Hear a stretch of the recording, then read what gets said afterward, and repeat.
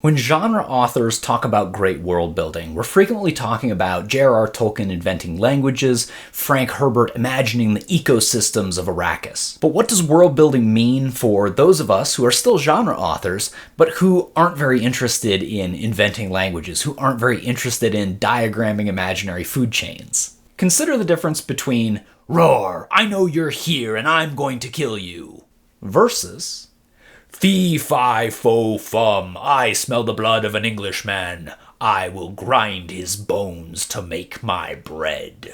In this brief dialogue, we learn that giants like alliteration of nonsense words beginning with F can determine your country of origin by smell, and they make their bread out of ground bones. Hardcore.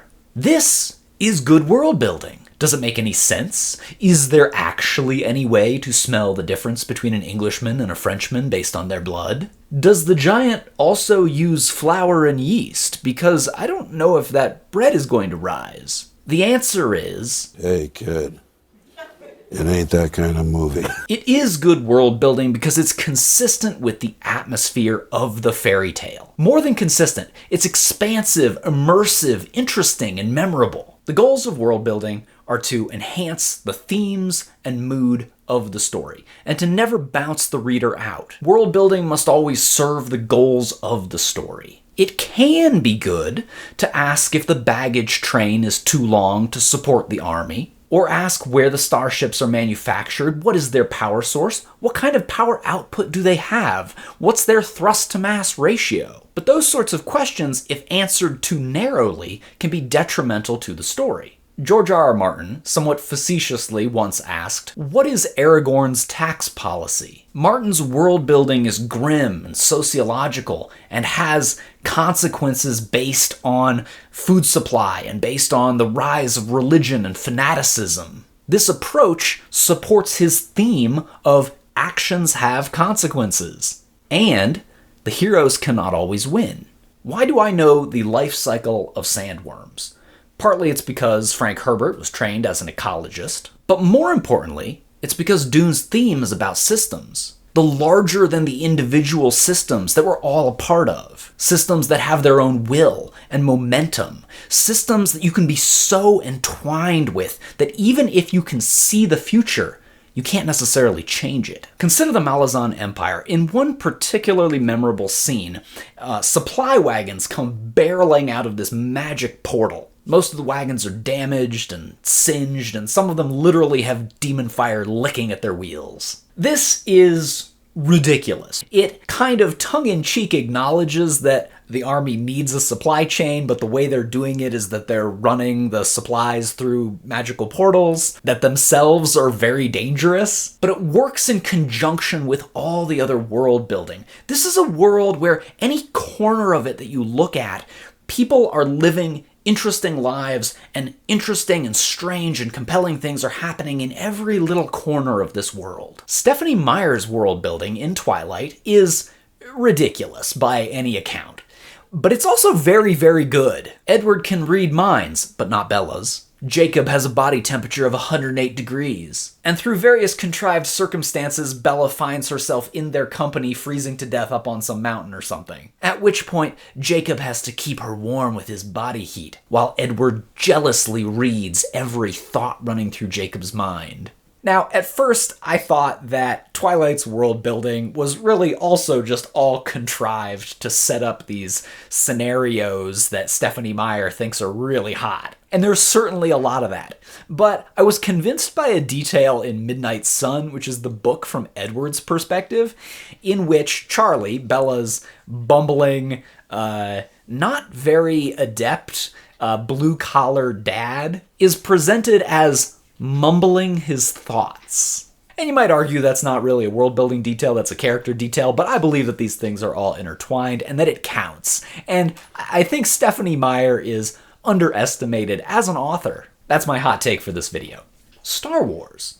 Some screenwriters and authors, notably Timothy Zahn and the writers of the Andor TV series, have tried to insert more realistic economics, logistics, and politics into the Star Wars universe. And while they have produced some of the best Star Wars content since the original trilogy, I would argue that the things that they're doing would have been bad in the original trilogy. Let me say that differently. The things that they're doing would have made the original trilogy worse, or at least been in conflict with the goals of the original trilogy. Now, sure, George Lucas was writing a story about fascism bad and underdog good guys good, and it was very much like a it was very much like a Vietnam War movie. He isn't very explicit about it in the movies themselves, but he's talked about this in interviews, and you look at sort of Return of the Jedi and the battle with the Ewoks and the Empire, and it's pretty easy to see. And you might say the theme of the original trilogy is sort of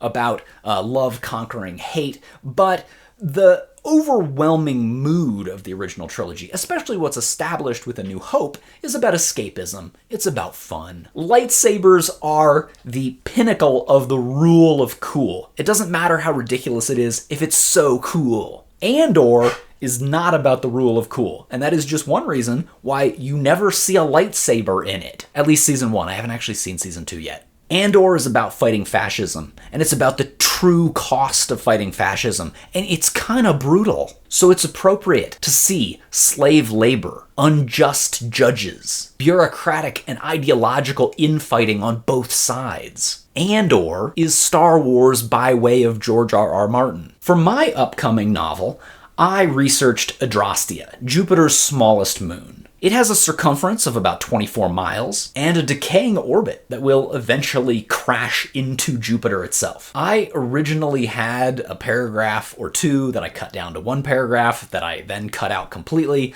of Adrastea information. I'd done all this research, and I wanted to tell the reader about what I'd learned. But my prospective character doesn't care about these details, doesn't care about the circumference of Adrastea or its future or its composition or lack of atmosphere or any of these things. It didn't fit the mood or themes of my book, so I had to cut it. And that was the right decision. It doesn't matter how careful your research or thoughtful your world building if it doesn't fit with the rest of the story. Realism is not necessarily the goal. Internal consistency is not even necessarily the goal. The goal of world building is to support the rest of the story. There are all manner of world building questions to ask. Do our characters wear the same clothes? Do they speak the same languages? Do they have different taboos, knowledge, cultural assumptions, status? Who makes the food in this society? Who makes the artifacts? Where are they produced? How does the money system work? How are goods transported? And from where? And to where? And what gets traded back, if anything? And that doesn't even touch on the politics and many other things. But the first and most important question is, what style of world building is appropriate for this story? Here are some actionable questions and takeaways. When you're stuck on world building,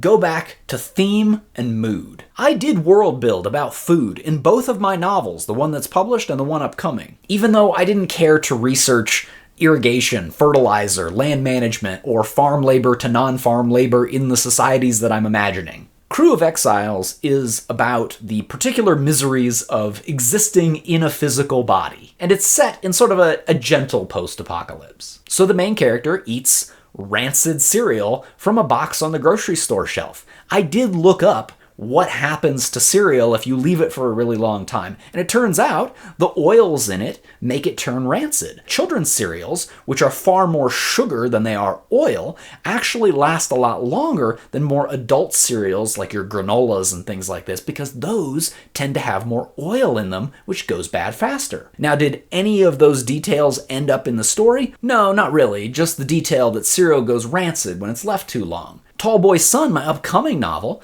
is about a blue-collar guy, and the setting is barely enough into the future to have spaceships. So, the main character works at an insect protein farm, and the food on the spaceship is all pre-packaged and very bland. But back to my original point is, don't obsess about the accuracy of the baggage train if it's not that sort of story where realistic and numerical accuracy is required. But if you can do the baggage train in some way that supports your theme, all the better, like the Malazan Empire and the way they do it with this ridiculous and almost Acme cartoon style entry of the supply wagons out of this magical portal. If you ever end up with a fan base that is devoted enough to pick out the inaccuracies in your story, you should consider yourself lucky. Lastly, and very importantly, I do believe that if you as a writer are not enjoying your world building, then you are doing something wrong.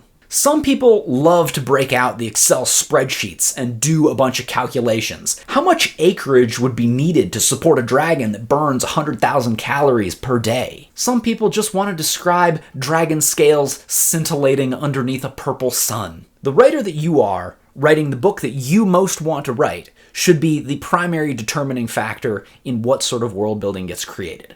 That is why, wrapping back around to my belabored point, that if you do not enjoy the world building that you're doing, I do believe something has gone wrong in your story. So let me wrap up with, world building should be so integrated into the core of your story that the details become obvious.